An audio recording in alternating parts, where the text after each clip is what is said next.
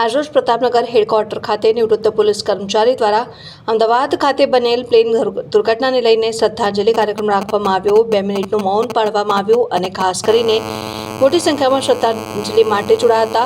પ્રતાપનગર મહિપાલસિંહ રાઠોડ પણ ઉપસ્થિત રહી શ્રદ્ધાંજલિ અર્પણ કરી હતી। ગઈકાલે અમદાવાદ મેઘાણીનગરમાં પ્લેન અકસ્માતનો જે દુર્ઘટના ઘટેલી, જેમાં બહુ મોટી પ્રમાણમાં હોનારત થયેલી છે, જેમાં આશરે 294 જેટલા પ્રવાસીઓ, જેમાં આપણા રાજ્યના માનનીય મુખ્યમંત્રી, માજી મુખ્યમંત્રી વિજય રૂપાણી સાહેબનું પણ નિધન થયેલ છે અને સાથોસાથ બીજા પ્રવાસીઓનું પણ મૃત્યુ થયેલ છે। એ તમામ પુણ્ય મૃતાત્માઓને શાંતિ મળે, ભગવાનના ચરણમાં એમને સ્થાન મળે, એટલે એમને શ્રદ્ધાંજલિ આપવા અને જે ઈજા પામનાર બીજા છે એ લોકો પણ વહેલા સાજા થઈ પોતાના ઘરે આવે તે માટે વડોદરા શહેર જિલ્લા પોલીસ અધિકારી કર્મચારી એસોસિએશન અને આરપીઆઈ શ્રી રાઠોડ સાહેબ HQના એમના સ્ટાફ સાથેનો આજે શ્રદ્ધાંજલિનો કાર્યક્રમ પ્રતાપનગર હેડક્વાર્ટર ખાતે રાખવામાં આવેલ છે।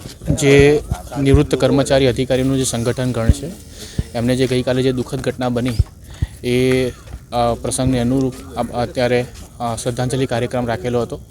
તો જે હાલમાં અત્રે હાજર ઉપસ્થિત પોલીસ જવાન અધિકારી કર્મચારી તેમજ નિવૃત્ત કર્મચારીગણ એકત્રિત થઈ તમામ સદગત આત્માઓને શ્રદ્ધાંજલિ આપવા માટે કાર્યક્રમ આનું આયોજન કરેલ છે અને 2 મિનિટનું મૌન પાડી તેમને શ્રદ્ધાંજલિ આપેલ છે।